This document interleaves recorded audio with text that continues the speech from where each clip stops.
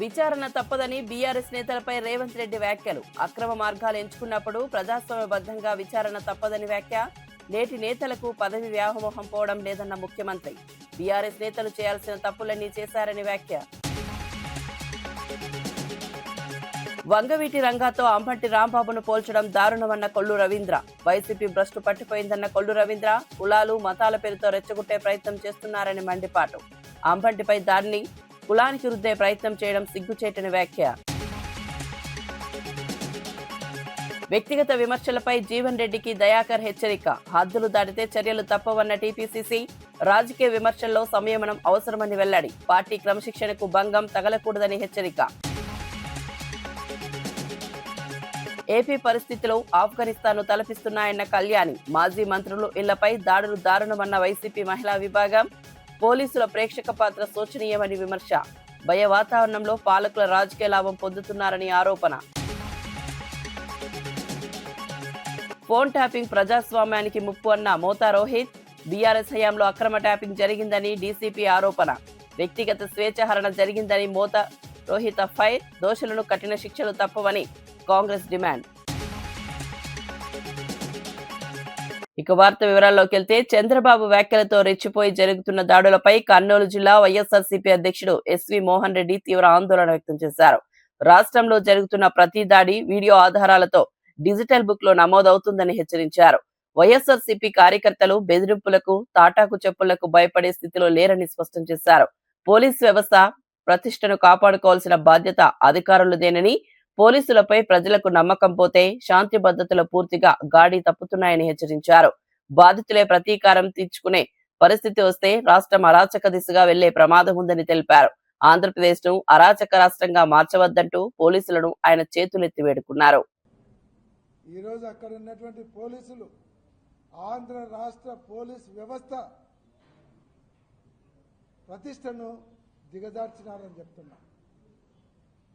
మాకందరికీ కూడా డిపార్ట్మెంట్ మీద గౌరవం ఉంది, కానీ ఆడ మిమ్మల్ని తోసిపడేస్తున్నారు, మిమ్మల్ని కొడుతున్నారు, మీ ముందనే అంటు పెడుతున్నారు, మీ ముందనే బాంబులు వేస్తున్నారు.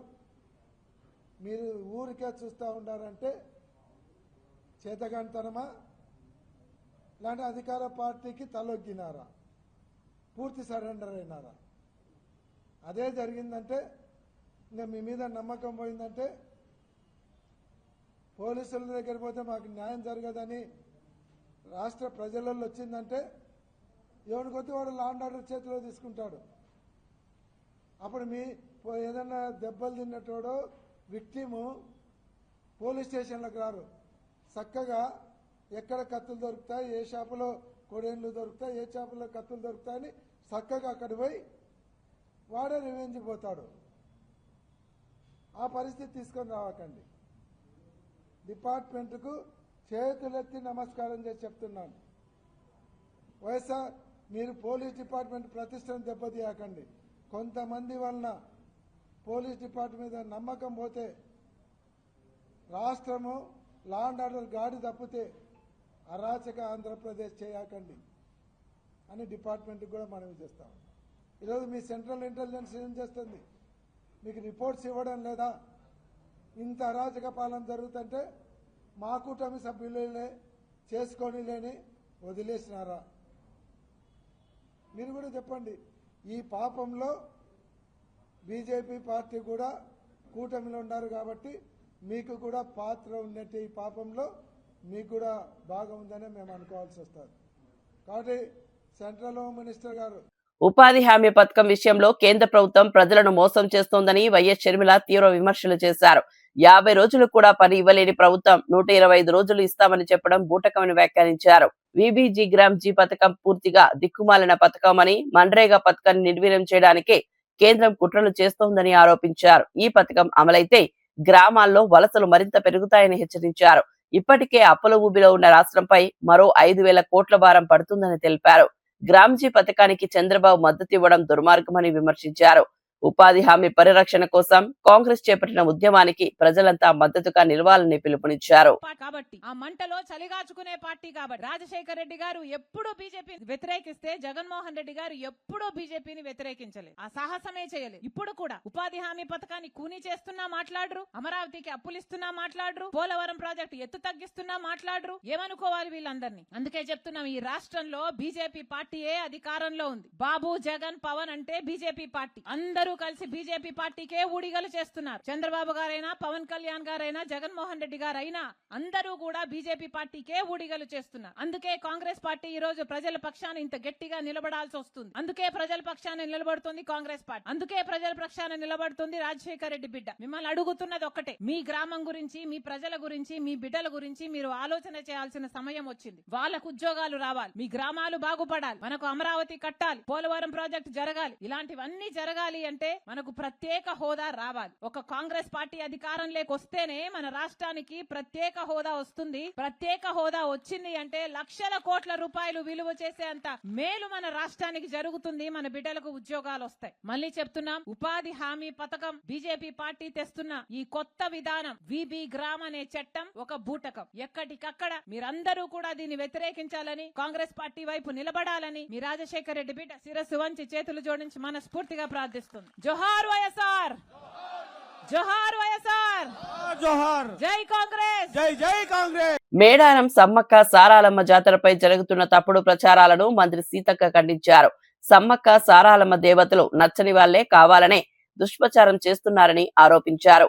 కొంతమంది స్వాములు, పీఠాధిపతులు కూడా ఉద్దేశపూర్వకంగా జాతరపై అపోహలు సృష్టిస్తున్నారని తెలిపారు. జాతర నిర్వహణలో భక్తులకు ఎలాంటి పెద్ద అసౌకర్యాలు జరగలేదని, భారీ జనసంద్రోహం ఉన్నప్పుడు చిన్న చిన్న పొరపాట్లు జరగడం సహజమని చెప్పారు. వాటిని ఆసరాగా చేసుకుని తప్పుడు ప్రచారం చేయడం సరికాదని సూచించారు. భక్తుల సౌకర్యార్థం ప్రభుత్వం, అధికారులు సమిష్టిగా పనిచేశారని తెలిపారు. మేడారం జాతరపై అపనమ్మకాలు మానేసి వాస్తవాలను గమనించాలని సీతక్క కోరారు. గత కొంతకాలంగా క్లాస్ కొద్దిగా పెరిగి ఈసారి హై క్లాస్ మాస్తో పాటు క్లాస్ పీపుల్ కూడా వచ్చారు. ఒకనొక దశలో అక్కడ ఏముంది, ఉట్టి దేవతలే కదా, ఊరు దేవుళ్ళే కదా, ఎందుకు పోతున్నారు అన్నటువంటి కొంతమంది పూజారులు, స్వాములు ఇంతమంది ఇక్కడికి రావడాన్ని కూడా జీర్ణించుకోలేక, దానికి తోడు ఆ రాజకీయ పార్టీల నాయకులకు కొంత మత కుల పీఠాధిపతులు ఉన్నారు. ఆ పీఠాధిపతులకు, ఆ నాయకులకు ఈ దేవుళ్ళ కాడికి రావడం నచ్చక, ఈ దేవుళ్ళ కాడికి సమ్మక్క సారలమ్మ దగ్గరికి ఇన్ని కోట్ల మంది వస్తుంటే జీర్ణించుకోలేక కొన్ని మీడియా సంస్థలు, కొంతమంది వాళ్ళ అన్యాయ సోషల్ మీడియా ప్రతిదీ కూడా నెగిటివ్ నెరేటివ్ తీసుకుపోయి భక్తుల సంఖ్యను తగ్గించాలనే పెద్ద కుట్ర చేశారు. దానిలో భాగమే ఒక స్వామి డైరెక్ట్ గా జాతరలో ప్రమాదాలు జరిగే ప్రమాదం ఉందని నువ్వు ముందస్తు ఒక వారం, 4-5 రోజుల ముందు, వారం ముందు యూట్యూబ్లలో పెట్టి, అయినా కూడా జనాలు వచ్చారు. నేను పక్కా చెప్తున్నా, ఈ జాతరకు పెరిగినటువంటి ఆదరణను కొన్ని పార్టీలు, కొంతమంది స్వాములు, కొన్ని మీడియా సంస్థలు జీర్ణించుకోలేక తప్పుడు ప్రచారానికి ఎక్కువ ఒడిగొడతా ఉన్నారు. వారు స్పష్టంగా చెప్పిండు, నేను ఆ దేవుణ్ణి నమ్ముకున్నా, ఇక్కడి నుంచి పాదయాత్ర చేసినా అని. ఇవాళ మీరు మంచి మనసుతో నమ్ముకోండి, మంచి మనసుతో మొక్కుకోండి, మంచి చేయండి. కానీ మీ నమ్మకాన్ని, మీ దేవుడు, మీరు కులదైవమో, కుటుంబ దైవాలో, పీఠాధిపతుల గౌరవం కోసం ఈ ప్రాంత ఇలవేల్పులు ఇవాళ ప్రపంచ దేవతలుగా ప్రఖ్యాతిగాంచుతున్నటువంటి సమ్మక్క సారలమ్మ జాతర మీద తప్పుడు ప్రచారాలు చేయడం మానుకోండి. ఆంధ్రప్రదేశ్ లో రెడ్ బుక్ పాలన బ్లడ్ బుక్ దశకు చేరిందని వైఎస్ఆర్సీపీ రాష్ట్ర అధికార ప్రతినిధి వంగవీటి నరేంద్ర తీవ్ర ఆరోపణలు చేశారు. రాష్ట్రం అరాచకాలకు పరాకాష్ఠకు చేరిందనివే, రావణ కష్టాన్ని మించిపోయిన పరిస్థితులు నెలకొన్నాయని వ్యాఖ్యానించారు. ముఖ్యంగా కాపు సామాజిక వర్గం ఈ రాజకీయ మంటల్లో బలైపోతోందని ఆవేదన వ్యక్తం చేశారు. ఏ పార్టీలో అయినా కాపు నాయకుడు ఎదుగుతుంటే తెలుగుదేశం పార్టీ దాష్టీకం చేస్తోందని విమర్శించారు. రాజకీయ ప్రత్యర్థులను భయపెట్టే విధంగా దాడులు, బెదిరింపులు జరుగుతున్నాయని అన్నారు. ప్రజాస్వామ్య విలువలు పూర్తిగా దెబ్బతింటున్నాయని, రాష్ట్రాన్ని తిరిగి శాంతి మార్గంలోకి తీసుకోవాలని ఆయన డిమాండ్ చేశారు. బలిజను కూడా పెట్టారు. ఆ బలిజ రాయలసీమలో నిజంగానే బలైపోతున్నారనేది ఎప్పటి నుంచో చూస్తున్నాం. తెలగాలనేది ఏ విధంగా తెగ నరకబడుతున్నారో కూడా మనం చూస్తున్నాం.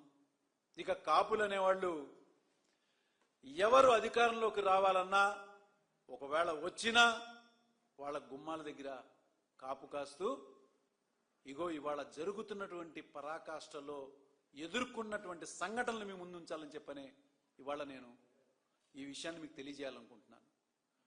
ఎందుకంటే నాటి నుంచి నేటి వరకు నాడు అంటే కాపుల్లో ఒక బలమైన నాయకుడిగా ఎదుగుతున్నటువంటి స్వర్గీయ వంగవీటి మోహన్ రంగా గారి దగ్గర నుంచి తీసుకుంటే ఎవరైనా కానీ ఒక బలంగా ఒక నాయకుడిగా ఎదుగుతుంటే తెలుగుదేశం పార్టీ ఒక స్వార్థపూరితమైన పార్టీ అని ఆ రోజున ఆయన నిలదీశారు.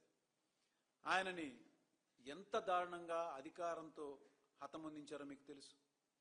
మరి తర్వాత నాయకులు ఎంతమంది ఈ తెలుగుదేశం పార్టీని నిలదీస్తున్న వాళ్ళల్లో పేర్లు చెప్పుకుంటూ వెళ్తే ముద్రగడ పద్మనాభం గారి గురించి మనకు చాలా స్పష్టంగా తెలుసు. ఆయన ఎంత దారుణంగా ఆయన సతీమణిని వాళ్ళ కొడుకుని కాపుల గురించి మాకు న్యాయం జరగట్లేదని ప్రశ్నిస్తే హింసించారో మీకు తెలుసు, మనందరం చూసాం. ఇక ఇప్పుడున్న పరిస్థితుల్లోకి తీసుకొస్తే పేరు నాని గారినే కానీ అంబటి రాంబాబు గారిని కానీ ఈ మధ్య కాలంలో జరుగుతున్నటువంటి ఒక 3 నెలల క్రితం పార్టీ ఏదైనా కానీ తెలుగుదేశంలో ఉన్న ఆంధ్రప్రదేశ్ లో జంగిల్ రాజ్ కొనసాగుతోందని వైఎస్ఆర్సీపీ ప్రధాన కార్యదర్శి గడికోట శ్రీకాంత్ రెడ్డి తీవ్ర వ్యాఖ్యలు చేశారు. చట్టపాలన పూర్తిగా నిర్వీర్యమై శక్తి ఉన్నవారే న్యాయంగా మారిన పరిస్థితి నెలకొందని ఆరోపించారు. రాజకీయ ప్రత్యర్థులపై దాడులు బెదిరింపులు పెరిగిపోతున్నా ప్రభుత్వం చూస్తూ ఊరుకుందని విమర్శించారు. ప్రజల ప్రాణాలు ఆస్తులకు భద్రత లేకుండా పోయిందని తెలిపారు. పోలీస్ వ్యవస్థపై రాజకీయ ఒత్తిళ్లు పెరిగి న్యాయం దూరమవుతుందని ఆవేదన వ్యక్తం చేశారు. ఇలాంటి పరిస్థితులు ప్రజాస్వామ్యానికి ప్రమాదకరమని హెచ్చరించారు. రాష్ట్రాన్ని ఆటవిక పాలన నుంచి కాపాడాలంటే ప్రజలంతా అప్రమత్తంగా ఉండాలని, ప్రజాస్వామ్య హక్కుల కోసం పోరాడాల్సిన అవసరం ఉందని గడికోట శ్రీకాంత్ రెడ్డి పిలుపునిచ్చారు. గతంలో హత్య రాజకీయాలు జరిగినప్పుడు కానీ, ఫ్యాక్షన్ రాజకీయాలు జరిగేటువంటి సమయాలలో కానీ, ఇట్లాంటి టైంలలో కూడా పోలీస్ వ్యవస్థ చక్కగా కరెక్ట్గా పనిచేస్తుండేది. ఒత్తిళ్లకు తలదోకుండా న్యాయం వైపు పోయేది. ఇప్పుడు చేస్తున్నటువంటి సిస్టంలో చాలా దారుణంగా ఉన్నాయి. దాడులు చేసేది, ఇల్లులు నిప్పులు పెట్టేది, మళ్ళీ వాళ్ళపైనే కేసులు పెట్టి వాళ్ళనే అరెస్ట్ చేసేది. ఇది సాంప్రదాయమా? రాంబాబు గారు ఒక మాట అన్నారు అని చెప్పి మీరు ఇది చేశారే, మరి అక్కడ వేలాది మంది మీడియాలలో వచ్చి మాటలు మాట్లాడినట్టు ఎన్ని రికార్డ్ అయినాయి కదా. వాళ్ళందరిపైన చర్యలు తీసుకునే దమ్ము మీకు ఎందుకు లేదు? వ్యవస్థలపైన గౌరవం లేనట్లే కదా మీకు. మరి ఆ రోజు పట్టాభి గారు కానీ నేను చెప్పినట్టు నాయకులంతా జగన్మోహన్ రెడ్డి గారిని అంత నీచాది నీచంగా ఘోరంగా మాట్లాడారే, అప్పుడు మేము మాట్లాడింది తప్పు అన్నటువంటి మాట మీ నోట్లో నుంచి ఏ రోజన్నా వచ్చిందా? ఈ మీ దిగజారుడుతనానికి నిదర్శనం ఇది. మరొక పక్క అప్పనంగా 1000 ఎకరాలు సంబంధించి 1000 కోట్లకు సంబంధించిన ఆస్తులు మీ కుటుంబ సభ్యులకి ఇచ్చేసుకుంటాం. ఇవన్నీ అంశాలు ప్రజలు ఎక్కడ చర్చకు వస్తాయో అని చెప్పి ఈ దాడులు చేయించడం, దీన్ని డైవర్ట్ చేయించడం, ఇదే ప్రజాస్వామ్యం? నీకు చిత్తశుద్ధి ధైర్యం ఉంటే ప్రశ్నించే వాళ్ళని పిలిపించి ఏందయా మీ బాధ అని చెప్పి కనుక్కో. మేము మాట్లాడే మాటల్లో అసత్యమైనవి ఉంటే అక్కడే ఖండించు. అంతేగాని అది కాకుండా వ్యవస్థల్ని దిగజార్చే విధంగా, ఒక భవిష్యత్తులో ఇదేదో పెద్దగా మీరు సాధించే విధంగా. రాష్ట్రంలో జరుగుతున్న దాడులు విధ్వంసాలు పూర్తిగా పథకం ప్రకారమే జరుగుతున్నాయని వైఎస్ఆర్ కాంగ్రెస్ పార్టీ నేత సజ్జల రామకృష్ణారెడ్డి తీవ్ర ఆరోపణలు చేశారు. జోగి రమేష్ ఇంటిపై జరిగిన దాడి యాదృచ్ఛికం కాదని, కూటమి ప్రభుత్వం ప్రత్యర్థులను భయపెట్టేందుకే ఇలాంటి చర్యలకు పాల్పడుతోందని విమర్శించారు. ఈ అరాచకాలను జాతీయ స్థాయిలో చర్చకు తీసుకెళ్తామని స్పష్టం చేశారు. ప్రభుత్వం ఎన్ని దాడులు చేసినా తాము ప్రశ్నించడం ఆపబోమని, ప్రతి సంఘటనను ఆధారాలతో సహా రికార్డ్ చేస్తున్నామని చెప్పారు. తమను ఇబ్బంది పెట్టాలని చూస్తే భవిష్యత్తులో వడ్డీతో సహా రిటర్న్ గిఫ్ట్ తప్పదని హెచ్చరించారు. ప్రజాస్వామ్యంలో ప్రతిపక్ష స్వరం అణిచివేయాలని చూస్తే అది ప్రభుత్వానికే ప్రమాదకరమని సజ్జల రామకృష్ణారెడ్డి వ్యాఖ్యానించారు. ఇష్యూస్ మీద ప్రశ్నించడానికి సహించలేకున్నాను. దానికోసం కొత్త ఇది క్రియేట్ చేసేసి టెర్రరైజ్ చేసి ఎక్కడ వాయిస్ రేయకూడదని ప్రయత్నం చేస్తాం. ఇది నిలబడదు. ఇది ఖచ్చితంగా ఎదుర్కొంటాం. అన్ని పద్ధతుల్లో న్యాయస్థానాల్లో అప్రోచ్ అవుతాము, మీడియా మీ ద్వారా జనం దృష్టికి తీసుకెళ్తాము, జాతీయ స్థాయిలో కూడా దీన్ని తీసుకెళ్లే ప్రయత్నం చేస్తాం. అలాగే సెంట్రల్ హోమ్ మినిస్టర్ను వాళ్ళను కలిసి హోమ్ సెక్రటరీ కూడా మా పార్లమెంట్ సభ్యులు లెటర్స్ పెట్టారు, అక్కడ కలుస్తారు. ఎన్హెచ్ఆర్సీని అప్రోచ్ అయ్యారు. మీ గొయ్యి మీరు తవ్వుకోండి, మాకు అభ్యంతరం లేదు. మీ గొయ్యి మీరు తవ్వుకోవడంలో భాగంగా మా మీద జరిగే వాటికి ప్రతి దానికి అయితే రికార్డు ఉంటుంది. మేము వచ్చిన తర్వాత మళ్ళీ అధికారంలోకి వచ్చినాక ఆ రికార్డుకు తగిన సెటిల్మెంట్ కూడా ఉంటుంది, వడ్డీతో సహా అనే విషయం అయితే ఆయనకు మళ్ళీ చెప్పదలుచుకున్నాం. అవన్నీ చట్టబద్ధంగానే చేస్తాం. ఎక్కడ చట్టాన్ని ఉల్లంఘించి విధాలుగా ఊర్లో రౌడీలను గంజాయి బ్యాచ్లను తెచ్చేసో లేదా బ్లేడ్ బ్యాచ్లను తెచ్చేసో టెర్రరైజ్ చేసి అటాక్ చేసి టెర్రరైజ్ చేయాలనుకునే దాన్ని ఇది చేయము. చట్టబద్ధంగానే అన్నీ జరుగుతాయి. మీ మీద అన్ని రకాల కేసులు పెట్టి ఏ రకంగా ఇది చేయాలనేది మాకు తెలుసు. ఒకవేళ మాకు తెలియని ఉంటే మీరు నేర్పిస్తున్నారు కాబట్టి ఖచ్చితంగా మీకు దీనికి తగిన మీకు వాటి యొక్క రిటర్న్ గిఫ్ట్ అనేది ఖచ్చితంగా ఉంటుందని మీ అందరికీ చంద్రబాబు నాయుడు గారికి చెప్తున్నాను. బీఆర్ఎస్ నేతలు కేసీఆర్ ను జాతిపితగా అభివర్ణించడం ముఖ్యమంత్రి రేవంత్ రెడ్డి ఘాటుగా స్పందించారు. తెలంగాణ ఉద్యమాన్ని నడిపిన వారిలో ప్రొఫెసర్ కోదండరాం ఉద్యమకారుడు కాదా అని ప్రశ్నించారు. ఉద్యమ సమయంలో కోదండరాం ఇంటి తలుపులు బద్దలు కొట్టి అరెస్టు చేసిన ఘటన మీ పాలనలోనే జరిగిందని గుర్తు చేశారు. అప్పుడు ఉద్యమకారుల పట్ల గౌరవం గుర్తుకు రాలేదా అంటూ బీఆర్ఎస్ ను నిలదీశారు. తెలంగాణ ఉద్యమం అనేది ఒక్క వ్యక్తితో సాధ్యపడలేదని, అనేక మంది త్యాగాల ఫలితమే రాష్ట్ర సాధన అని సీఎం స్పష్టం చేశారు. ఉద్యమాన్ని వ్యక్తిగత ఆస్తిలా చిత్రీకరించడం చరిత్రకు అన్యాయమని రేవంత్ రెడ్డి వ్యాఖ్యానించారు. మరి ఈనాడు జాతిపితగా చెప్పుకునే వాళ్ళు, ఉద్యమకారులని చెప్పుకునే వాళ్ళు, రాజకీయ పార్టీలు ఒక పరిస్థితిలో వైఫల్యం చెందినాయి అనుకున్నప్పుడు అన్ని రాజకీయ పార్టీలు కలిసి ఒక పొలిటికల్ జేఏసీ పెట్టుకొని ఆ జేఏసీకి చైర్మన్గా ప్రొఫెసర్ కోదండరాం గారిని పిల్లలకు పాఠాలు చెప్పుకునే పంతులను మనం ముందులో పెట్టుకొని తెలంగాణ రాష్ట్రాన్ని సాధించినాం. వారు ఉద్యమకారుడు కాదా? ఉద్యమాన్ని నడపలేదా? రాజకీయ పార్టీలను అన్నిటిని ఒక తాటి మీదకి తీసుకురాలేదా? కుల సంఘాలను, మత సంఘాలను, చివరికి బిచ్చగాళ్ళ సంఘాన్ని కూడా ఏకం చేయగలిగిన శక్తి, రిక్షా దొక్కుకునే సంఘాలను కూడా ఏకం చేయగలిగిన శక్తి ప్రొఫెసర్ కోదండరాం గారు ఆ రోజు బాధ్యత నిర్వహించలేదా?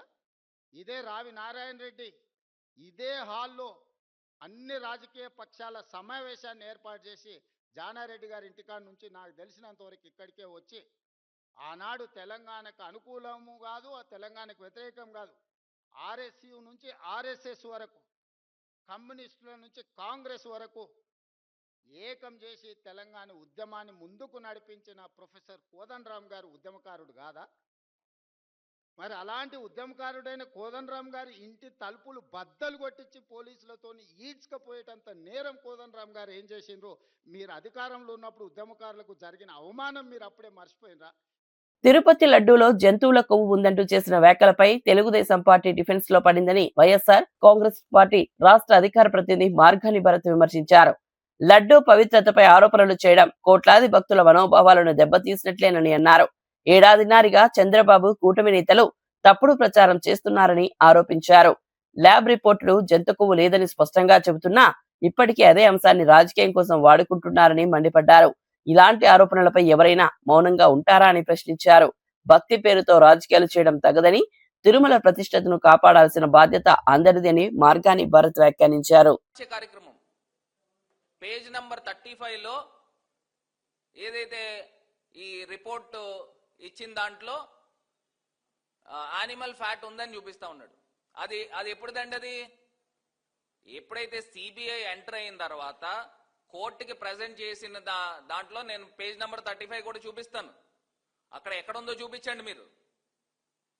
మీరు గతంలో మీరు మ్యానుఫ్యాక్చర్ చేసిన పాత రిపోర్ట్స్ ఉన్నాయి కదా, ఆ రిపోర్ట్స్ ఆధారంగా చూసుకుని అందులో చూపిస్తా ఉన్నాడు. ఎప్పుడైతే సిబిఐ ఎంటర్ అయిన తర్వాత, ఒక సిట్ ఫామ్ అయిన తర్వాత, వాళ్ళు ఒక సుమారుగా ఛార్జ్ షీట్, నాకు తెలిసి 400 పేజీల దగ్గర ఛార్జ్ షీట్ కోర్టుకి సబ్మిట్ చేసిన తర్వాత, ఆ సబ్మిట్ చేసిన దాంట్లో 35వ పేజీలు ఎక్కడ ఉందని అడుగుతా ఉన్నా. ఆయనతో పాటు పయ్యావల్ కేశవ్ ఫైనాన్స్ మినిస్టర్, అతను కూడా చెప్పాడు పేజ్ నంబర్ 35 అని. ఎక్కడ ఏ పేజ్ నంబర్ 35లో ఉందో చూపించండి. ఇలాగ మిస్లీడ్ చేసే కార్యక్రమం చేయకండి. అసలు తప్పు జరిగింది, మీ దగ్గర తప్పు జరిగింది. మీ దగ్గర తప్పు జరిగినప్పుడు మీరు క్షమాపణ కోరాల్సింది మీరు ముగ్గురు 3 ఫ్లైట్లలో, ఎలా 3 ఫ్లైట్లలో తిరుగుతున్నారు కదా, ముగ్గురు 3 ఫ్లైట్లలో తిరుపతి కొండెక్కి అక్కడ వెళ్ళి ముక్కుని నేలపైకి రాసి పొరపాటు జరిగిందని మీరు క్షమాపణ కోరుకోండి. ఎందుకంటే కలియుగంలో మీరు ఈ కాలంలోనే చూసేస్తారు, మీరు ఉంటున్న జీవితంలోనే. ఎందుకంటే మీరు అంత పెద్ద తప్పు చేశారు. దేవుణ్ణి రాజకీయాల్లోకి లాగే అంత వ్యక్తులు మీరు, ఇంత దారుణంగా. మా జగనన్న ఎప్పుడు చెప్తా ఉంటాడు, పైన దేవుడు ఉన్నాడు. ఆ దేవుడే మీకు శాస్త్ర. కుల మతాలను అడ్డం పెట్టుకుని వైసీపీ రాజకీయాలు చేస్తుందని మంత్రి కొల్లు రవీంద్ర తీవ్ర విమర్శలు చేశారు. అక్రమ మద్యం కేసులో అరెస్టైన జోగి రమేష్ పై చట్టపరమైన చర్యలు తీసుకున్నామని తెలిపారు. తప్పుడు పనులు చేస్తూనే చంద్రబాబు లోకేష్ లపై ఇష్టమొచ్చినట్లు మాట్లాడడం వైసీపీ నేతలకు అలవాటైందని అన్నారు. అంబటి రాంబాబు చేసిన వ్యాఖ్యలు సభ్య సమాజం సిగ్గుపడేలా ఉన్నాయని వ్యాఖ్యానించారు. ప్రజాస్వామ్యంలో విమర్శలకు హద్దులు ఉండాలన్నారు. వైసీపీ నేతల భాషల పట్ల ప్రజల్లో తీవ్ర ఆగ్రహం ఉందని, అదే వారి రాజకీయ పతనానికి కారణమవుతుందని మంత్రి కొల్లు రవీంద్ర స్పష్టం చేశారు. ప్రజలను రెచ్చగొట్టే వ్యాఖ్యలు మానుకుని బాధ్యతాయుతంగా వ్యవహరించాలని హితవు పలికారు. భ్రష్టు పట్టినటువంటి వైఎస్ఆర్ పార్టీ ఇవాళ వైసీపీ నాయకులు ఇష్టారాజ్యంగా మాట్లాడి, వాళ్ళు మాట్లాడినటువంటి భాషకి ప్రజల్లో వచ్చినటువంటి వ్యతిరేకతని ఇవాళ కులాల పేరు చెప్పి, మతాల పేరు చెప్పి, కుల మతాల మీద ఇవాళ పేలాలు ఎక్కువాలనే ప్రయత్నం చేస్తున్నారు. కుల మతాలను అడ్డం పెట్టుకుని రాజకీయం చేయాలని ప్రయత్నం చేస్తున్నారు. నిజంగా ఇది చాలా సిగ్గుచేటు. ఇవాళ మద్యం కేసులో అరెస్ట్ అయినటువంటి వ్యక్తి జోగి రమేష్ సిగ్గు లేకుండా నిస్సిగ్గుగా చేసిందేమో తప్పుడు పని, నిస్సిగ్గుగా వచ్చి ఇవాళ చంద్రబాబు నాయుడు గారి గురించి, లోకేష్ గారి గురించి మాట్లాడుతూ ఉన్నా అంటే నిజంగా సిగ్గుచేటు. అట్లాగే అంబటి రాంబాబు అతను మాట్లాడినటువంటి భాష చూసాం. ఇవాళ సభ్య సమాజం సిగ్గుపడే విధంగా ఇవాళ అంబటి రాంబాబుని ప్రతి ఒక్కరు కూడా చేదరించుకుంటా ఉన్నారు. దీన్ని రాజకీయం చేసి కులముద్ర చుట్టాలని ఇవాళ వంగవీటి మోహన్ రంగ గారితో అంబటి రాంబాబు గారిని పోలుస్తూ అంటే ఒకసారి మనం అందరూ కూడా ఆలోచించాలి. మరి ఆయన స్థాయి ఏంటి? రోడ్డు పక్కన ఆంబోతుల్లా మాట్లాడే అంబటి రాంబాబు పరిస్థితి ఏంటి? పార్క్ హైత్ పాండు మాటలపై జాగ్రత్తగా ఉండాలని TPCC general secretary Chanagani Dayakar Jeevan రెడ్డికి హెచ్చరిక చేశారు. రాజకీయ విమర్శల్లో వ్యక్తిగత స్థాయికి దిగజారితే పరిణామాలు తీవ్రంగా ఉంటాయని అన్నారు. కాంగ్రెస్ పార్టీ క్రమశిక్షణకు ప్రాధాన్యమిస్తోందని, హద్దులు దాటిన వ్యాఖ్యలను సహించబోమని స్పష్టం చేశారు. ప్రజా సమస్యలపై చర్చ చేయాల్సిన రాజకీయాలు వ్యక్తిగత ఆరోపణల దాకా వెళ్లడం సరికాదని అన్నారు. రాష్ట్ర రాజకీయాల్లో వాతావరణాన్ని చెడగొట్టే ప్రయత్నాలు చేస్తే పార్టీ పరంగా చర్యలు తప్పవని హెచ్చరించారు. ప్రజల్లో అపోహలు సృష్టించే వ్యాఖ్యలను తక్షణమే ఆపాలని చనగని దయాకర్ సూచించారు. కూడా కనీసం పన్ను చెల్లించకుండా ఇలా ఈ ప్రభుత్వం వచ్చిన తర్వాత సీజ్ చేసిందనే విషయాన్ని మర్చిపోవద్దు. బిడ్డ నువ్వు కూడా మాట్లాడుతుంటే ఎట్లా? ముఖ్యమంత్రి గారి పైన, ప్రభుత్వం పైన, పోలీసుల పైన నువ్వు మాట్లాడతావు. నీ సకదానం నీ పేరే, అసలు పేరే పార్క్ హైత్ పాండ్ అని పెట్టారు. నువ్వు కూడా మాట్లాడితే ఎట్లా? జీవన్ రెడ్డి గారు ఒళ్ళు జాగ్రత్త పెట్టుకొని మాట్లాడు. మీకు నిజంగా చిత్తశుద్ధి ఉంటే ఫోన్ ట్యాపింగ్ వ్యవహారం పైన మీ నాయకుల్ని తీసుకొచ్చి మాట్లాడి విచారించు. ప్రభుత్వం ఏదో గుడ్డగాల్చి మీద ఎవరు ఇవ్వట్లేదు. మీ ఆయంలో జరిగినటువంటి అత్యంత ప్రమాదకరమైనటువంటి ఫోన్ ట్యాపింగ్ వ్యవహారాన్ని సిట్ అధికారులు ఈరోజు చాలా నిబద్ధంగా, ప్రజాస్వామ్యబద్ధంగా, రాజ్యాంగబద్ధంగా చేస్తూ ఉన్నారు. దానికి సహకరించాల్సింది పోయి అవాకులు చివాకులు ఎందుకు బట్టలు చెప్పుకుంటున్నారు? ఏం మాట్లాడుతున్నారు నాకు అర్థం కాకూడదు. ఇష్టానుసారంగా మాట్లాడుతున్నారు, ఏది పడుతుంది. అసలు వ్యవహారం ఏంది? ఫోన్ ట్యాపింగ్ వ్యవహారం ఏంది? మీరు మాట్లాడేది ఏంది? కాబట్టి జీవన్ రెడ్డి కాస్త ఒళ్ళు జాగ్రత్త పెట్టుకొని మాట్లాడు. నీ సక్కదానం, నీ ఆయంలో 10 ఏళ్ల పాటు అధికారం ఉన్నప్పుడు నువ్వు ఏం చేసినావు, ఎట్లెట్లా ఎవరిని బెదిరించినావు, నువ్వు ఏడా ఇది చేసినావు అనేది అంతా కూడా తెలంగాణ ప్రజల ముందు నీ బతుకంతా రికార్డ్ అయి ఉంది. నీ బతుకంతా ఏదో ఆర్టీసీ బస్టాండ్ ఎంతనో నీ బతుకు కూడా అంతే అయిందనే విషయాన్ని మర్చిపోవద్దు.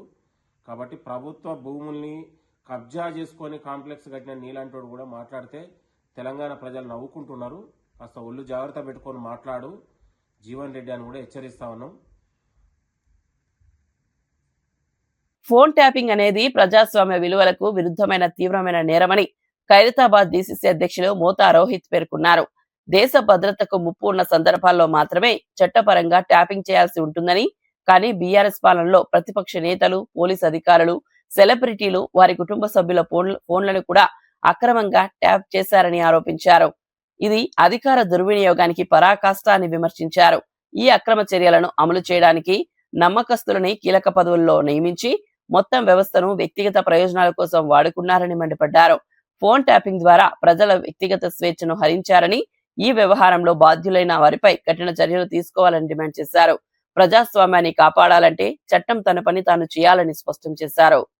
ఫోన్లు లేకపోతే దేశానికి వ్యతిరేకంగా వివరిస్తున్నటువంటి వాళ్ళ ఫోన్లు లేకపోతే నక్సలైట్ల ఫోన్లు వారి కార్యాచరణ తెలుసుకోనికే, వారి కదలికలు తెలుసుకోనికే చేస్తారు. మరి ఈ మునగాడు ఎవరి ఫోన్లు ట్యాప్ చేసిండండి? ప్రతిపక్ష నాయకులవి, పోలీస్ అధికారులవి.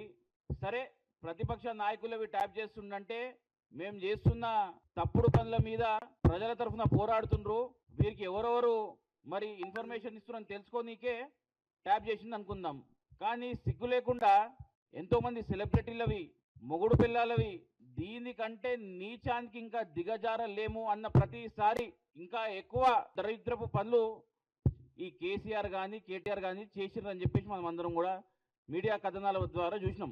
ఈ ఫోన్ ట్యాపింగ్ కోసం అందరూ సహకరించారని తెలిసి వేరే అధికారుల మీద నమ్మకం లేక తన కులపోళ్లను, చుట్టాలను ప్రభాకర్ రావుని ఇంటెలిజెన్స్ చీఫ్ గా నియమించుకొని ప్రణీత్ రావు అనే ఒక అధికారి 2007లో ఒక ఎస్ఐ ర్యాంక్ అధికారికి ప్రమోషన్, జనరల్ గా ఒక ఎస్ఐ ర్యాంక్ అధికారికి ప్రమోషన్ ఇవ్వాలంటే ఉగ్రవాదుల మీద అలుపెరుగని పోరాటం చేసి తన ప్రాణాలకు తెగించి పోరాడిన వాళ్ళకి ఇస్తారు, లేకపోతే నక్సలైట్లతోని ప్రాణాలకు తెగించి పోరాడిన వాళ్ళకి ఇస్తారు.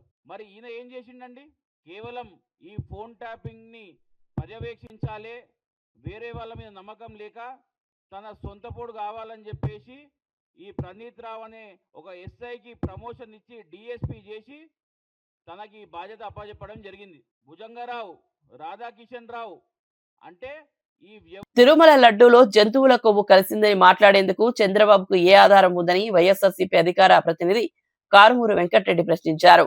లడ్డూ పవిత్రతను దెబ్బతీసేలా వ్యాఖ్యలు చేసి ఇప్పుడు వాటిని సమర్థించడం దారుణమని విమర్శించారు. ల్యాబ్ రిపోర్టులు కల్తీ జరగలేదని స్పష్టంగా చెప్పినా ఇప్పటికీ కల్తీ నెయ్యి అంటూ ఎల్లో మీడియాతో కలిసి తప్పుడు ప్రచారం చేస్తున్నారని ఆరోపించారు. కోట్లాది మంది భక్తుల మనోభావాలతో చెలగాటమాడటం సరికాదని అన్నారు.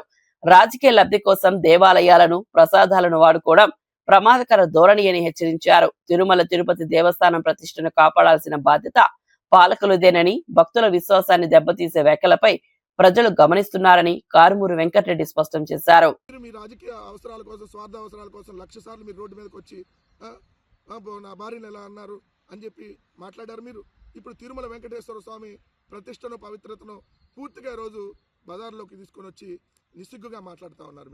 నేను ఒకటి స్పష్టంగా ఈరోజు మీరు చేస్తున్నటువంటి నీచమైనటువంటి రాజకీయం, ఎన్డీడీబీ ల్యాబ్ కానీ, గుజరాత్లోని ఎన్డీడీబీ ల్యాబ్ కానీ, అదేవిధంగా హర్యానాలోని ఎన్డీఆర్ఐ ల్యాబ్ కానీ ఎక్కడా కూడా జంతువుల కొవ్వు ఇలాంటివి కలవలేదని చెప్పినా ఇంకా మీరు కలిసిందని చెప్పి దుర్మార్గమైనటువంటి ప్రచారం చేస్తున్నారే.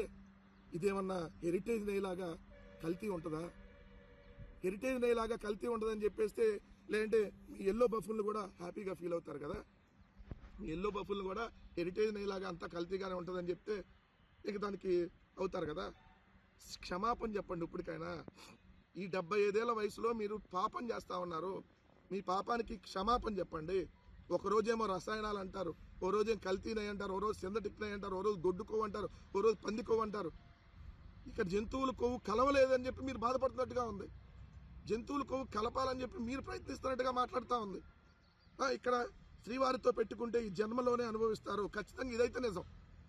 వెంకటేశ్వర స్వామితో పెట్టుకున్న వాళ్ళు ఖచ్చితంగా కూడా అనుభవిస్తారు.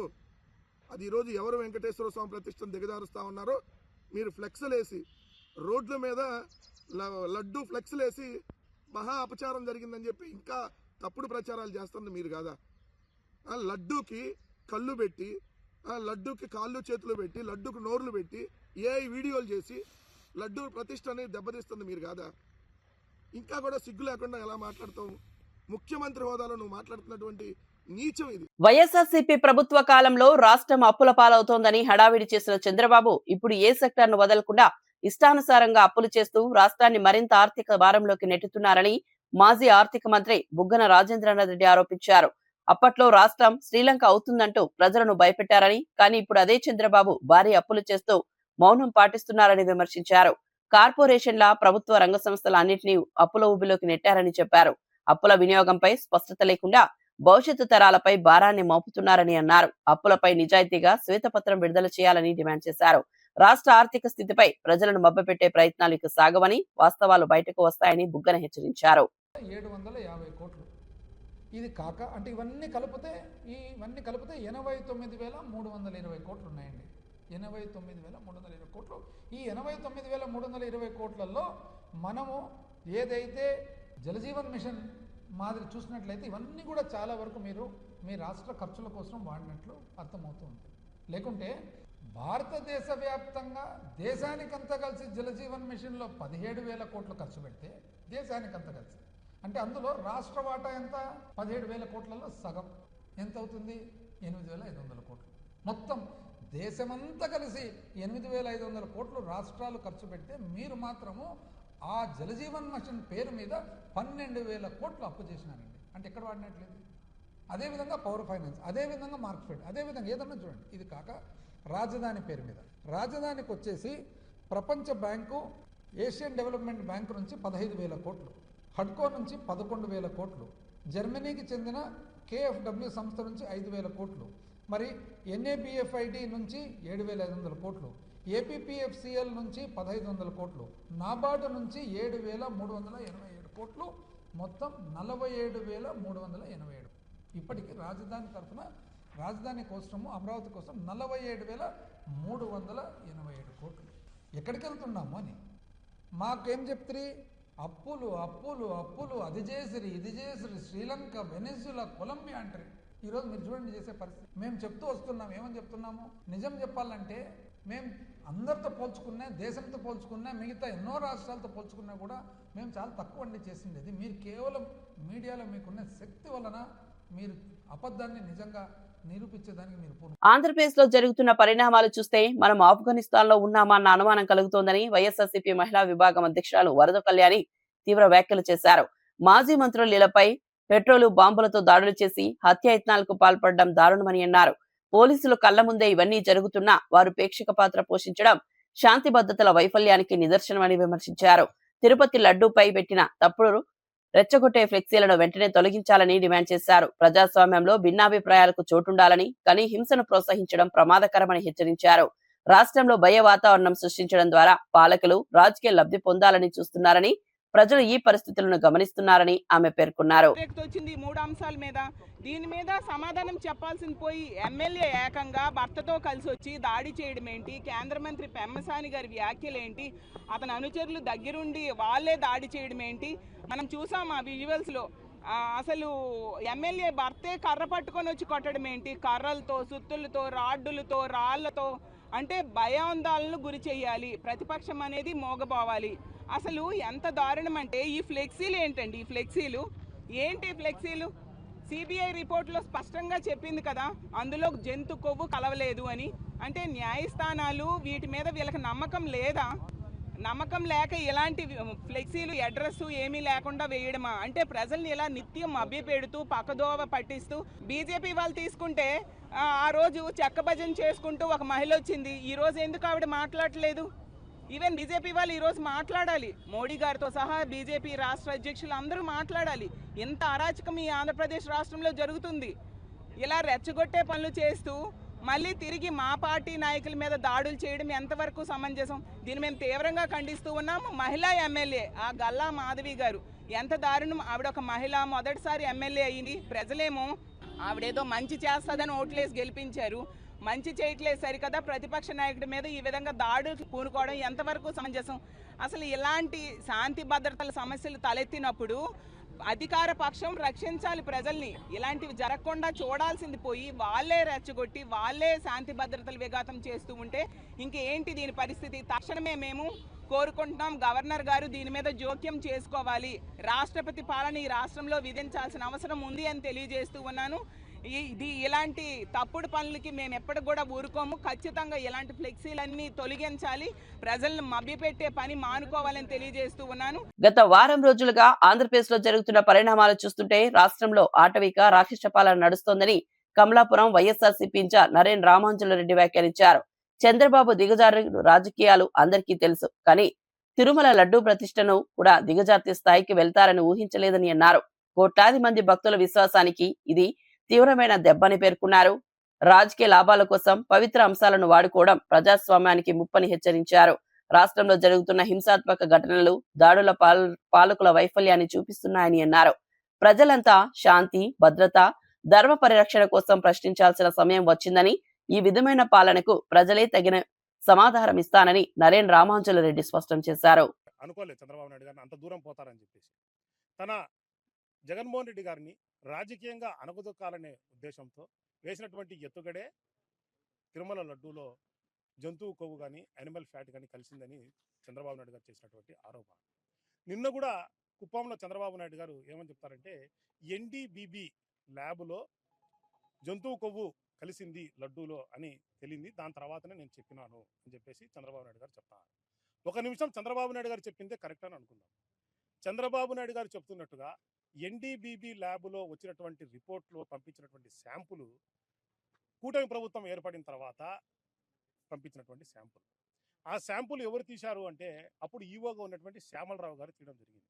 ఈ కూటమి ప్రభుత్వం ఏర్పడిన తర్వాత మొట్టమొదటి పోస్టింగ్ ఎవరికన్నా ఇచ్చారంటే టీడీడీ ఈవో అయినటువంటి శ్యామలరావు గారికి ఇవ్వడం జరిగింది. జూన్ నెల 2024 అంటే లాస్ట్లో 23-24 తారీఖులో తీసినటువంటి శాంపుల్ రిపోర్టు చంద్రబాబు నాయుడు గారు చెప్తారు. ఓకే, సో జూన్ నెలలో తీసినటువంటి రిపోర్ట్ అంటే గత 5 సంవత్సరాలలో ఎక్కడ కూడా నెయ్యి శాంపుల్ కానీ లడ్డూ శాంపుల్ కానీ ఏవి కూడా లేవు.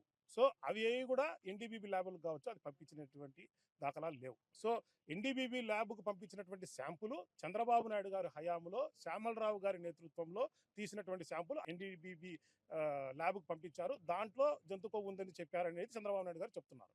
సో దాంట్లో ఉందని తేలితే గత 5 సంవత్సరాలలో ఉందని ఆయన ఈ రకంగా చెప్తారు. వార్తలు ముగించే ముందు ముఖ్యాంశాలు మరోసారి. విచారణ తప్పదని బీఆర్ఎస్ నేతలపై రేవంత్ రెడ్డి వ్యాఖ్యలు. అక్రమ మార్గాలు ఎంచుకున్నప్పుడు ప్రజాస్వామ్యబద్ధంగా విచారణ తప్పదని వ్యాఖ్య. నేటి నేతలకు పదవి వ్యామోహం పోవడం లేదన్న ముఖ్యమంత్రి. బీఆర్ఎస్ నేతలు చేయాల్సిన తప్పులన్నీ చేశారని వ్యాఖ్య. వంగవీటి రంగాతో అంబటి రాంబాబును పోల్చడం దారుణమన్న కొల్లు రవీంద్ర. వైసీపీ భ్రష్టు పట్టిపోయిందన్న కొల్లు రవీంద్ర. కులాలు మతాల పేరుతో రెచ్చగొట్టే ప్రయత్నం చేస్తున్నారని మండిపాటు. అంబటిపై దాడిని కులానికి రుద్దే ప్రయత్నం చేయడం సిగ్గుచేటని వ్యాఖ్య. వ్యక్తిగత విమర్శలపై జీవన్ రెడ్డికి దయాకర్ హెచ్చరిక. హద్దులు దాటితే చర్యలు తప్పవన్న టీపీసీసీ. రాజకీయ విమర్శల్లో సంయమనం అవసరమని వెల్లడి. పార్టీ క్రమశిక్షణకు భంగం తగలకూడదని హెచ్చరిక. ఏపీ పరిస్థితిలో ఆఫ్ఘనిస్తాన్ను తలపిస్తున్నాయన్న కళ్యాణి. మాజీ మంత్రులు ఇళ్లపై దాడులు దారుణమన్న వైసీపీ మహిళా విభాగం. పోలీసుల ప్రేక్షక పాత్ర శోచనీయమని విమర్శ. భయ వాతావరణంలో పాలకుల రాజకీయ లాభం పొందుతున్నారని ఆరోపణ. ఫోన్ ట్యాపింగ్ ప్రజాస్వామ్యానికి ముప్పు అన్న మోతా రోహిత్. బీఆర్ఎస్ హయాంలో అక్రమ ట్యాపింగ్ జరిగిందని డీసీపీ ఆరోపణ. వ్యక్తిగత స్వేచ్ఛహరణ జరిగిందని మోతా రోహిత్ ఫైర్. దోషులను కఠిన శిక్షలు తప్పవని కాంగ్రెస్ డిమాండ్. ఇవి నాటి వార్తా విశేషాలు. మరో బులెటిన్లో మళ్ళీ కలుద్దాం.